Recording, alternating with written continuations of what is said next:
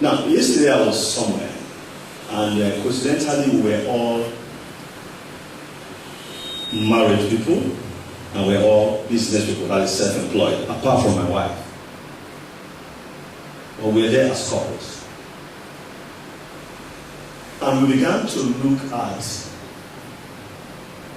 some of the ways that Christians are undermined in the society, in the realm of business. And we realized that, to a large extent, many Christians in business have been taken for granted, either knowingly or unknowingly. Because I go to a place because I want to do a job for somebody. He looks at me and he knows that this kind of person, by his countenance, is not going to be bright, praise the name of the Lord. And most times they know and they are not able to ask you. But the Lebanese man and the Indian, as soon as he comes to the office, that is the first indication. He knows that there's going to be a compromise. And so that's how it goes about his business. But there's something superior that God gives to his people. When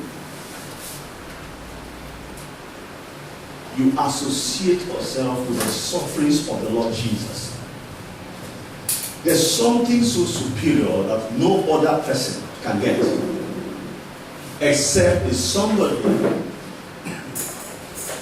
who wakes up every morning and attends to an altar before God. Now, the altar is not the place where my mother puts her Catholic rosary. That's not the altar. Okay?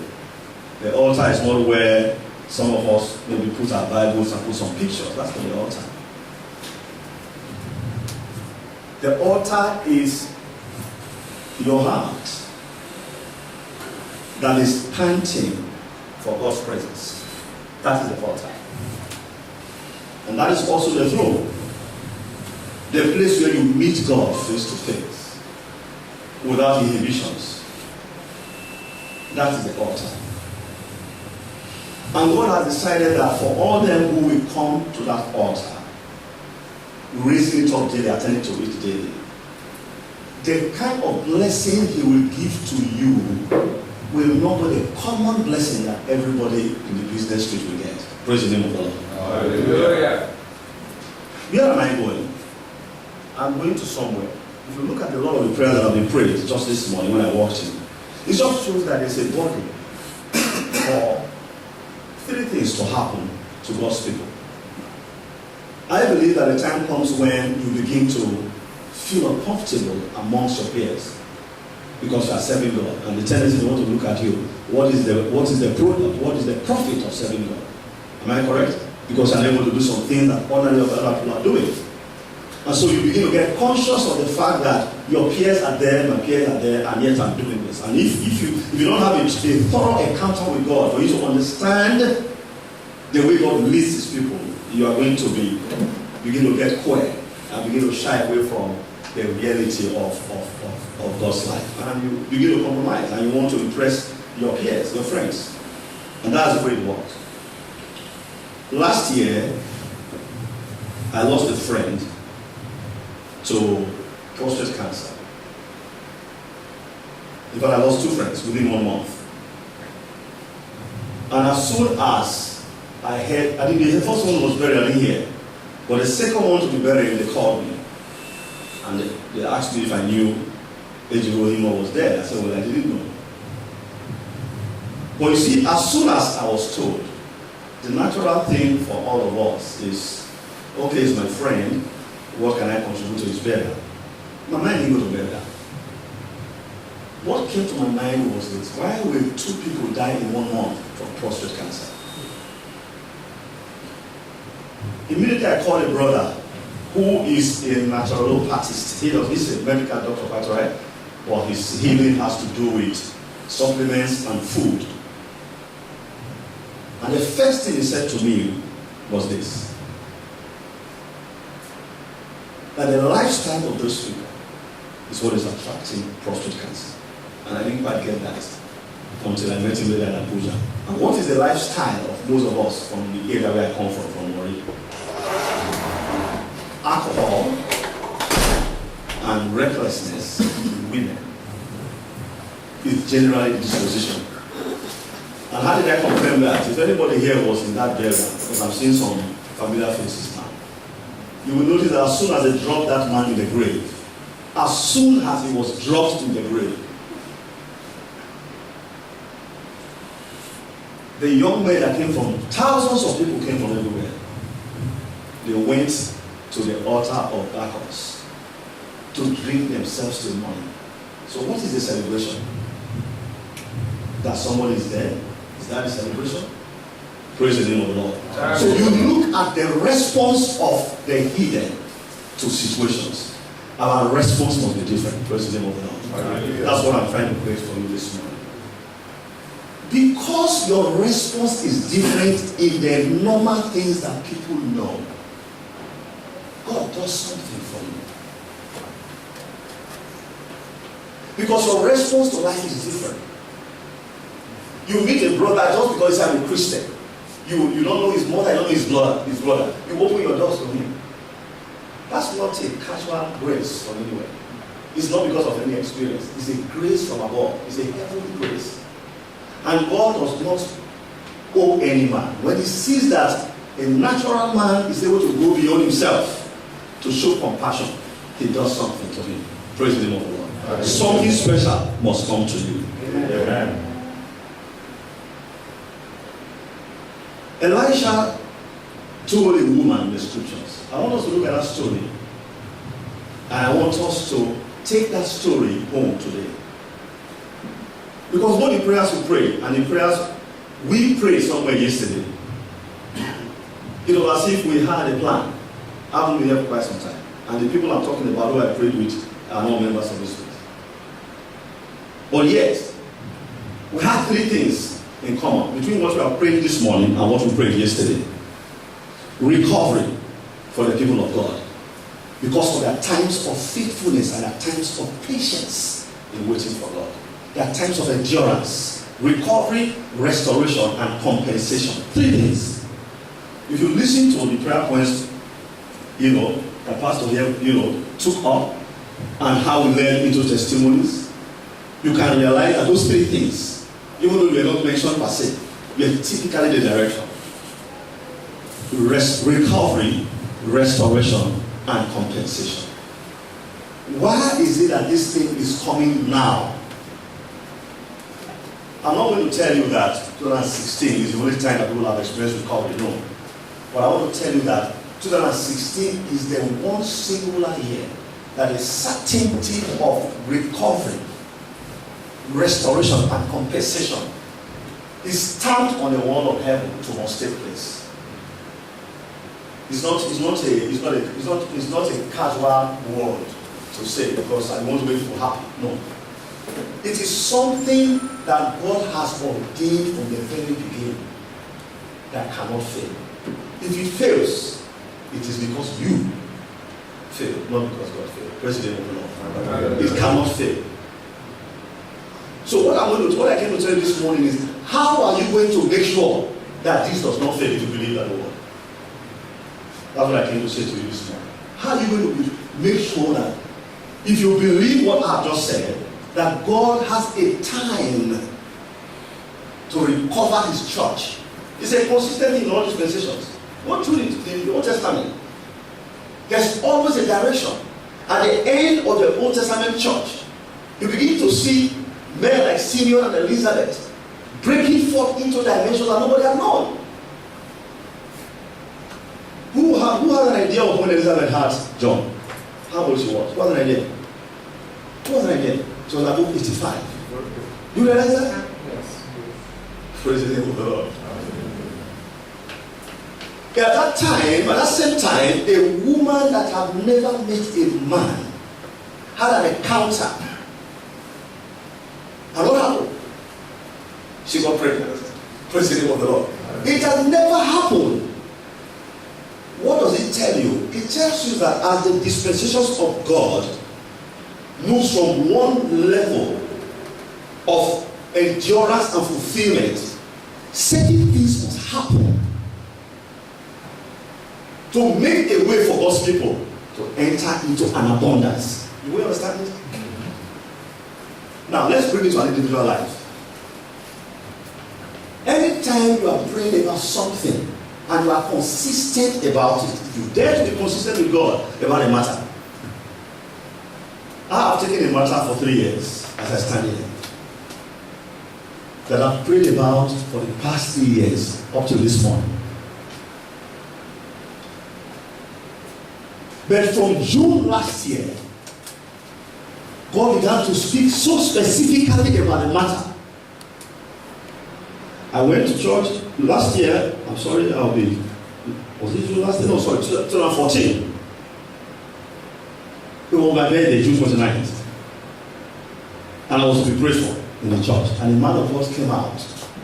And the words he spoke concerning me. I mean, by God's grace, I think I'll be reading the Bible for 23 years. But I've never seen that kind of dimension of God coming to speak to a physical man that way. I have it recorded. And as soon after that man spoke, he began to say very serious things to me. And I began to see that inroads I could not make begin to open. But the voice was consistent. But as I speak to you, what I'm expecting has not come in its fullness. Do you get my point? Now, what does it mean, therefore? It means that when you are pressing in a matter, most things that are not common begin to come to you by prophecy, by understanding of the scriptures, by word of knowledge, by dreams. You know what it means? It means that a dispensation of recovery is about to be concluded concerning you. Amen. And that is the time to run with God.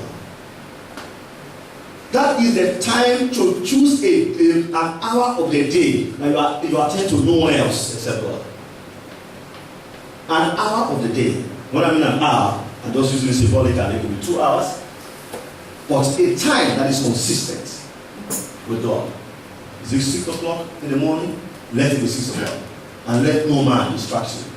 Is it 10 p.m.? Let it be that 10 p.m. with God. Let no man distract you. Praise the name of the Lord. Hallelujah. Praise the name of the Lord. Hallelujah. The Shunammite woman in the scriptures, if you remember very well, encountered Elisha in a unique way. She had no child. You remember the story? And the encounter was such that she got a child. But along the line, the child fell ill and died. Was that the first time Elisha was rid of a child? Somebody? I think that must be the first time. And that child was raised up from death to this woman. But a few chapters after, in 2 Kings, she told the woman that God was calling a famine upon that land. Now look at how special it is. God knew there was going to be a famine. Just as God knows there's going to start a recession as far back as 2015. The recession of now didn't start now. If you don't know as a child of God, it started in September 2014. Yeah. The recession presently that you are hearing about now, either on internet anywhere, actually started September 2014. It didn't start this year, it didn't start last year. But what you are seeing is the height, is the force of it that we are experiencing. Whether it's America, whether it's China, everywhere. And so, God prepares a day for somebody. And he told this woman, go and sojourn. Because there's going to be a famine. Is that the only woman in Israel? Why did God do that?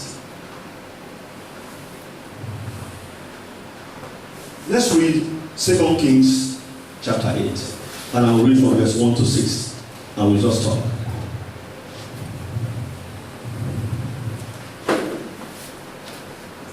Second Kings chapter 8, verse 1 to 6.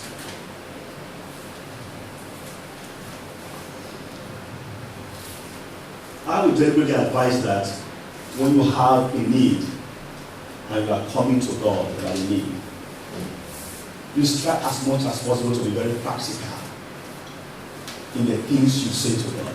Don't go around with things. Lord, I don't have money. Let him know it's money you don't have. Praise the name of the Lord. Lord, I need a husband. Let him know that's it. You say, Lord, bless me. What does that mean? Lord, bless me. What does that mean? Praise the name of the Lord. Lord, bless me. No. When Jabez was praying, he didn't say, Lord, bless me. He said, bless me indeed. If you want to check that scripture, the word indeed means, bless me in such a manner that there is no need that will arise that I am not able to meet. Praise the name of the Lord. No sibling of mine, no brethren of mine will come to me, and I'm not able to pay an attention to that matter. That's the meaning of the word. And if you go into the history of Jabez, he had a school of disciples that he fed. Praise the name of the Lord. And the Bible records that it was more honorable than his brethren. Praise the name of the Lord. Hallelujah. Verse 1. Then spake Elisha unto the woman, whose son he had restored to life, saying, arise and go thou and thine household, and sojourn wheresoever thou canst sojourn. For the Lord hath called for a famine, and it hath also come upon the land. How many years? 7 years.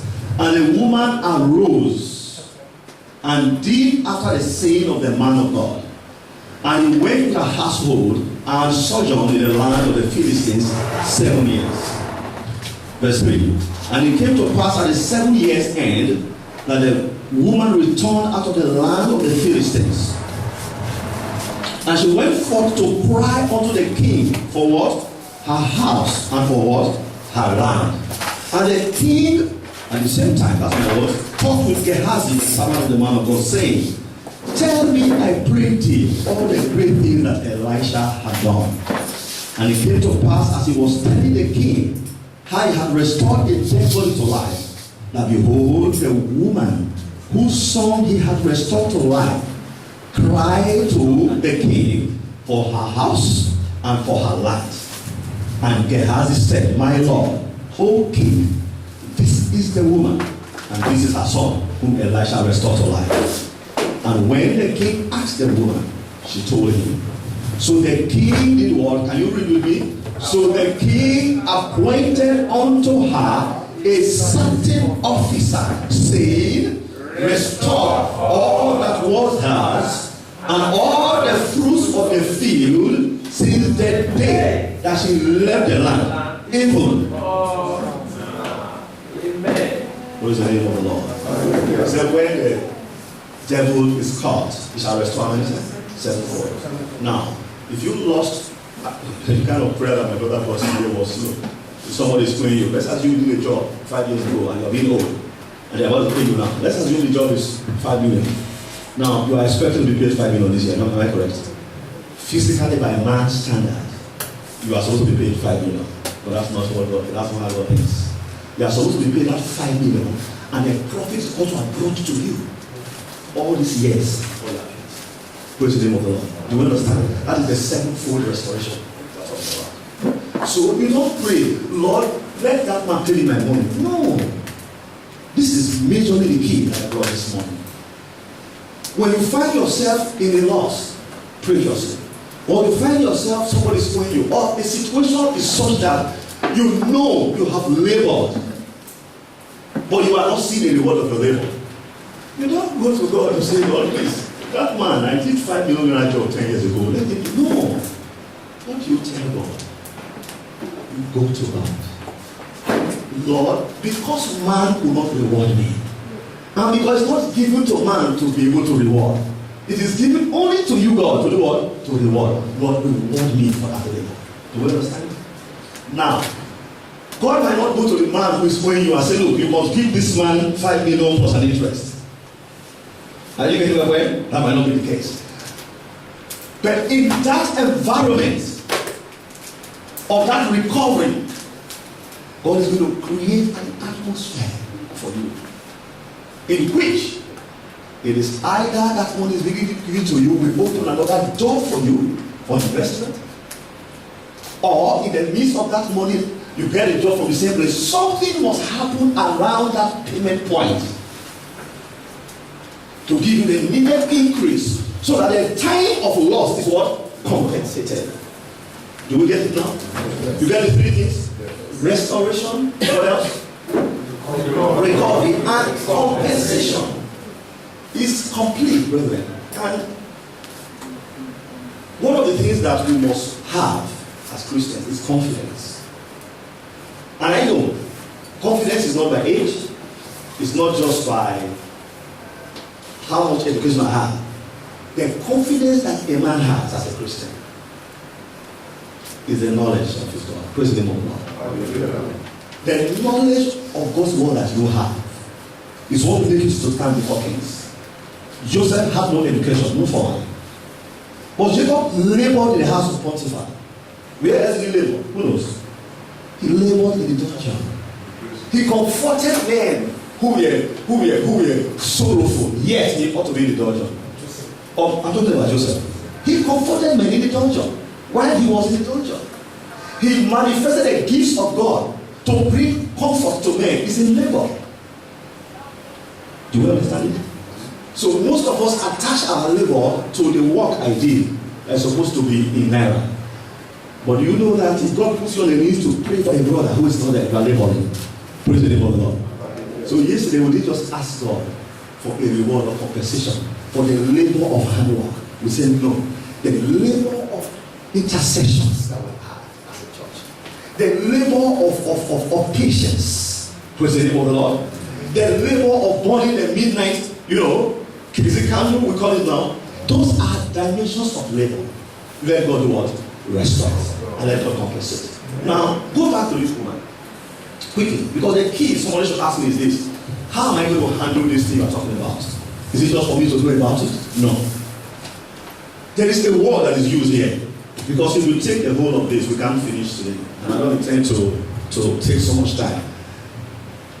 I have to abandon a meeting to be here. So let me make it as effective as possible. Who is the certain officer that was assigned to this woman? First, the woman cried. She didn't sit somewhere. I was grumbling. You see, I went for sojourn. Now I don't come back. My name was always Mela. And there is a sitting there somewhere. No. She did what? She cried. Now the word cry in the scripture does not particularly speak about crying. Yes. Cry means your desire breaks forth upon you and gives voice. Praise the name of the Lord. Your desire becomes what? A voice of prayer, and heaven hears it. For it to be mentioned in scriptures, it means heaven was hearing her cry. That's the meaning. For it to be mentioned in scriptures, it means heaven heard the groaning of that woman concerning that restoration. Do we get the point? So the cry is not I sit somewhere and I'm crying my tears. No, please. That's not what scripture records. When the scripture records cry, he's talking about a man who is burdened about a matter. And he said, Lord, when shall you give me judgment in this matter? Praise the name of the Lord. You read Revelation, you see those souls of men who were under the altar. He said, how long shall it be? And the Lord said, no. Until the leftover of your brethren are killed like you, then shall restoration come. Praise the name of the Lord. So there is a timing of God for everything in every individual's life.